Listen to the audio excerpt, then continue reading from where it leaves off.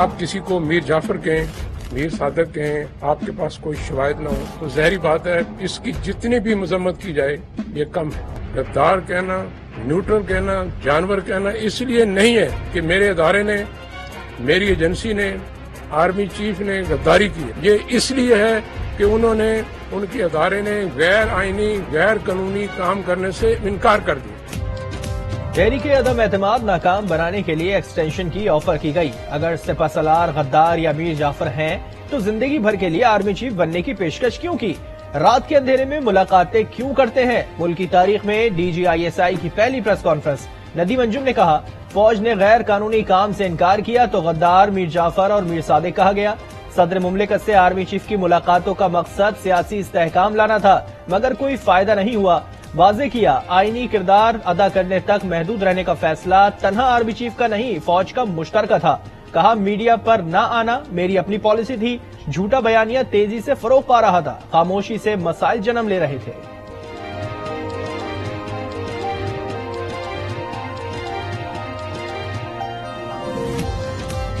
ماضی قریب میں اتنی تعریفوں کے پل کیوں باندھتے تھے آپ؟ اور اگر وہ واقعی آپ کی نظر میں غدار ہے تو پھر آج بھی ان سے پس پردہ کیوں ملتے ہیں؟ یہ نہ کریں کہ آپ رات کی خاموشی میں بند دروازوں کے پیچھے ہمیں ملیں۔ یہ نہیں ہو سکتا کہ دن کی روشنی میں اسی بندے کو آپ غدار کہیں۔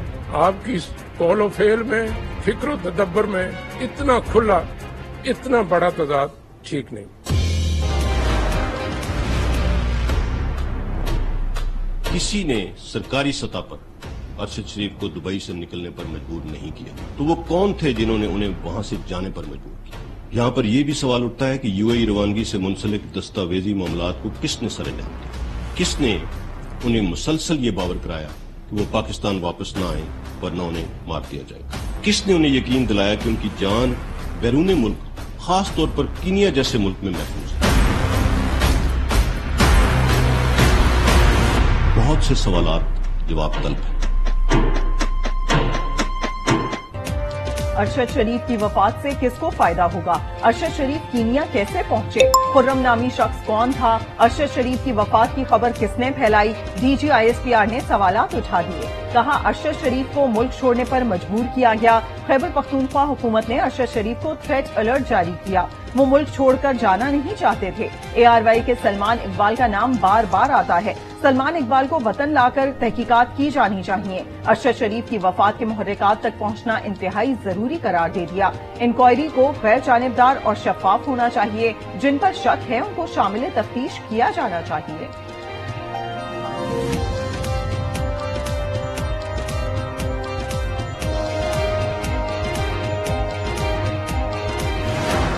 یہ وردی پہنے ہوئے 35-40 سال نوکری کے بعد کوئی غداری کا توق لٹکا کے گھر نہیں جانا چاہتا۔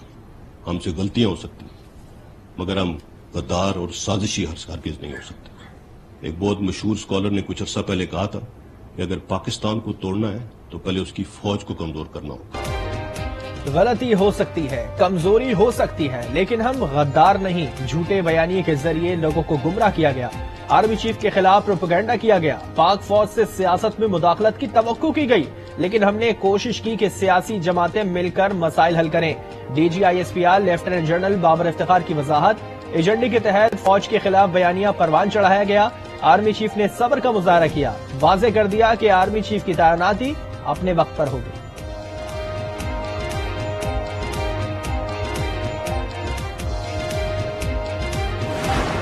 آرمی چیف نے 11 مارچ کو کامرا میں سابق وزیر اعظم سے خود اس کا تذکرہ کیا تھا، جس پر انہوں نے فرمایا کہ یہ کوئی بڑی بات نہیں۔ ہمارے لیے یہ حیران کن تھا جب 27 مارچ اسلام آباد کے جلسے میں کاغذ کا ایک ٹکڑا لہرایا گیا اور ڈرامائی انداز میں ایک ایسا بیانیہ دینے کی کوشش کی گئی جس کا حقیقت سے دور دور تک کوئی واسطہ نہیں تھا۔ پاکستان کے اداروں، بالخصوص فوج کی لیڈرشپ کو نشانہ بنایا گیا اور ہر چیز کو غداری اور رجیم چینج آپریشن سے لنک کر دیا گیا۔ آرمی چیف نے سابق وزیر اعظم سے 11 مارچ کو سائفر کا ذکر کیا۔ سابق وزیر اعظم نے کہا یہ کوئی بڑی بات نہیں، بعد میں جلسے میں کاغذ لہرا دیا جس پر حیرانی ہوئی۔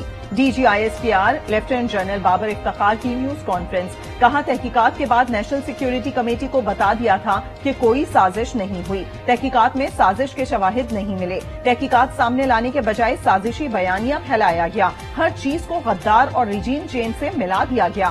یہی وقت تھا جب ارشد شریف اور دیگر کو غلط بیانیہ دیا گیا۔ سوال کیا کہ سائفر کو چھپانے والوں کے نام کیوں نہیں لیے گئے؟ کیا ان کے خلاف کوئی کارروائی ہوئی؟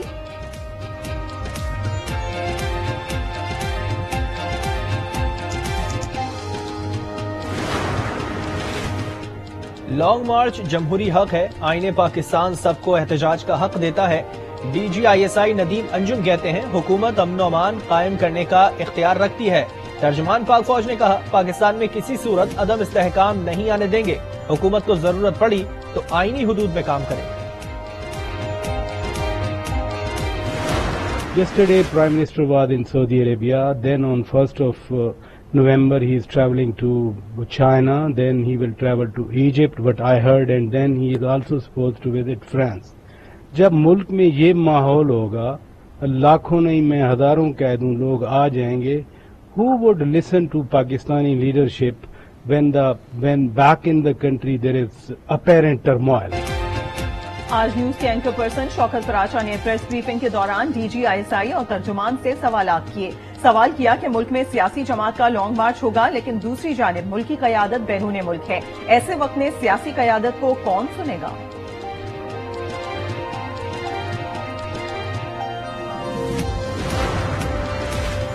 عمران خان نے سائفر کے ذریعے واردات کی، ان کا مقصد ملک کو تقسیم کرنا ہے۔ عمران خان اداروں کو اپنے تابع کرنا چاہتے ہیں۔ خواجہ آصف کے الزامات، ارشد شریف قتل کے تانے بانے، سلمان اقبال اور عمران خان سے ملتے ہیں۔ رانا ثناء اللہ کا دعویٰ، کہا عمران نیازی کا مکر و چہرہ آج کھل کر سامنے آ گیا۔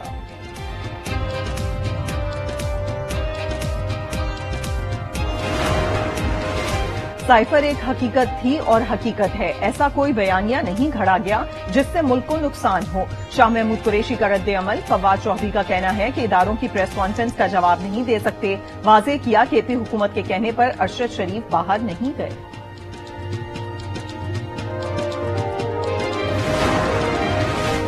PTI کے لانگ مارچ کی تیاریوں کا فائنل راؤنڈ، لاہور میں پینافلیکس اور بینرز لگ گئے، پارٹی چیئرمین کا کنٹینر لبرٹی چوک پر موجود۔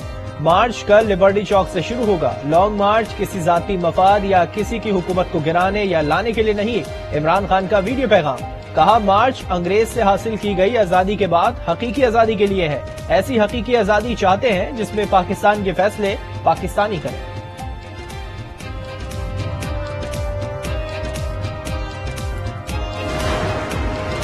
کل میں لبرٹی چوک سے عمران خان کے ساتھ نکلوں گا، اگر ربڑ کی گولیاں استعمال ہوئیں تو رانا ثنا اسلام آباد سے باہر نہیں جا سکے گا۔ شیخ رشید کی وارننگ، کہا حکومت ملک میں فساد کرانا چاہتی ہے، 13 پارٹیاں بھی اکیلے عمران کا مقابلہ نہیں کر سکتی۔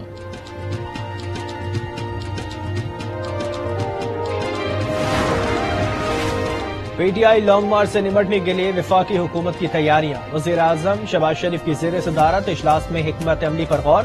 وزارت داخلہ نے PTI کے لانگ مارچ سے متعلق پلان پیش کیا، امن و امان کی صورتحال پر بریفنگ بھی دی۔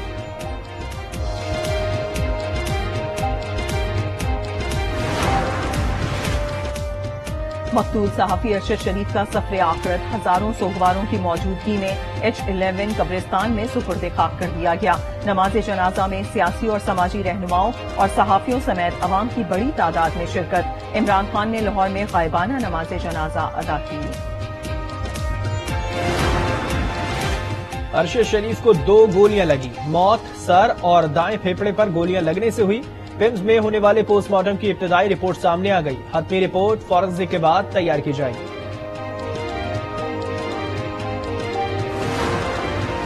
توشہ خانہ کے سرکاری ریکارڈ سے عمران خان کے لیے نیا پنڈورا باکس کھل گیا۔ 2019 کے بعد عمران خان نے عرب ممالک سے ملنے والا کوئی تحفہ ظاہر نہیں کیا۔ تہلکہ خیز انکشاف، عمران خان نے عرب ممالک کے 10 دورے کیے اور ملنے والے قیمتی تحائف چھپائے۔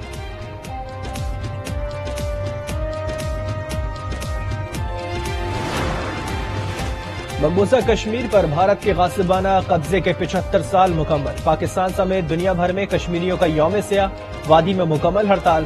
خوفزدہ بھارتی فوج نے مقبوضہ آبادی کو فوجی چھاؤنی بنا دیا. مظلوم کشمیریوں سے اظہار یکجہتی کے لیے ملک بھر میں ریلیاں نکالی گئیں.